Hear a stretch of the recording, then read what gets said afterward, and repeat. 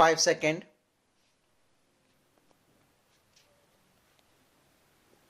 Start. By virtue of powers vested under Article 341 and 342 of the Constitution of India, the President is empowered to issue public notification for the first time specifying the castes, races or tribes or part of or groups within castes, races or tribes which shall, for the purposes of the Constitution, be deemed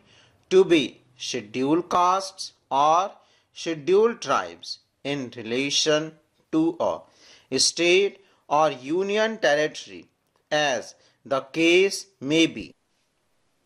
The language and terms of Article 341 and 342 are identical. What is said in relation to Article 341 mutatis mutandis applies to Article 342. The laudable object of the said articles is to provide additional protection to the members of the scheduled castes and scheduled tribes having regard to social and educational backwardness from which they have been suffering since a considerable length of time. The words caste or tribes in the expression scheduled castes and scheduled tribes are not used in the ordinary sense of the terms but are used in the sense of the definition contained in Article 366(24) and 366(25). In this view, a caste is a scheduled caste or a tribe is a scheduled tribe only if they are included in the President's orders issued under Article 341 and 342 for the purpose of the Constitution. Exercising the powers vested in him, the President has issued the Constitution, Scheduled Castes Order 1950 and the Constitution, Scheduled Tribes Order 1950.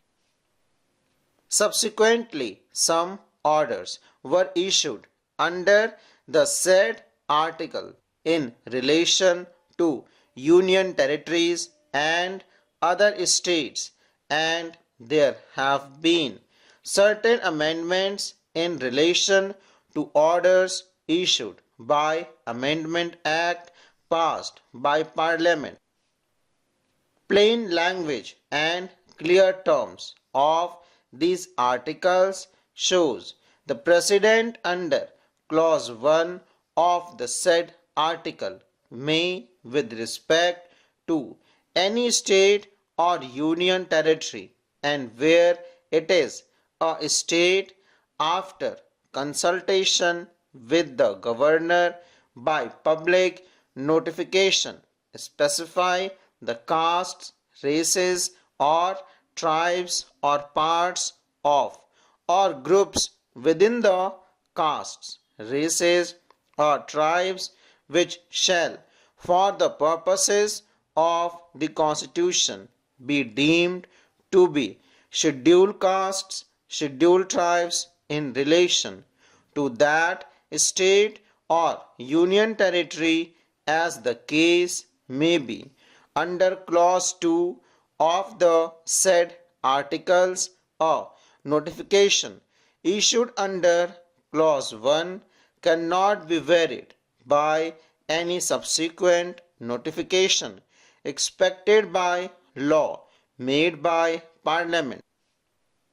In other words, Parliament alone is competent by law to include in or exclude a caste tribe from the list of scheduled castes and scheduled tribes specified in notifications issued under clause 1 of the said articles. In including castes and tribes in presidential orders, the president is authorized to limit the notification to parts or groups within the caste or tribe depending on the educational and social backwardness. It is permissible that only part or groups within them be specified, and further to specify castes or tribes thereof in relation to parts of the state and not to the entire state on being satisfied that it was necessary to do so, having regard to social and educational backwardness. The states had opportunity to present their views through governors when consulted by the president in relation to castes or tribes, parts or groups within them, either in relation to the entire state or parts of state. It appears that the object of clause 1 of article 341 and 342 was to keep away disputes touching whether a caste tribe is a scheduled caste, scheduled tribe or not for the purpose of the constitution. Whether a particular caste or tribe is scheduled caste or scheduled tribe, as the case may be, within the meaning of the entries contained in the presidential order issued under clause 1 of article 341 and 342 is to be determined looking to them as they are. Clause 2 of the said article does not permit anyone to seek modification of the said order by leading evidences that the caste tribe A alone is mentioned in the order, but caste tribe B is also a part of caste tribe A, and as such caste tribe B should be deemed to be a scheduled caste, scheduled tribe, as the case may be. It is only Parliament that is competent to amend the orders issued under Article 341 and 342.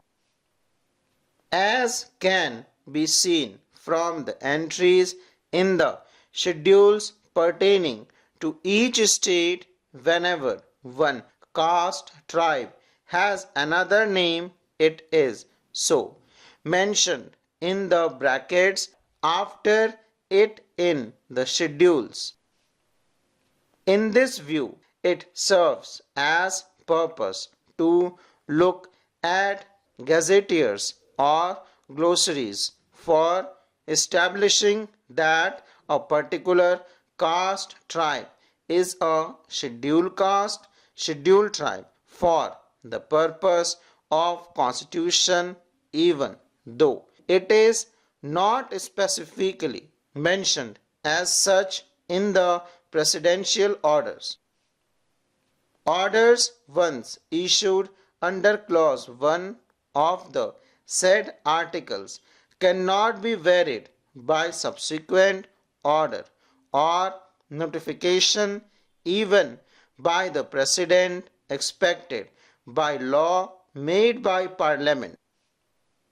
Hence, it is not possible to say that state governments or any other authority or courts or tribunals are vested with any power to modify or vary the said orders. Full stop.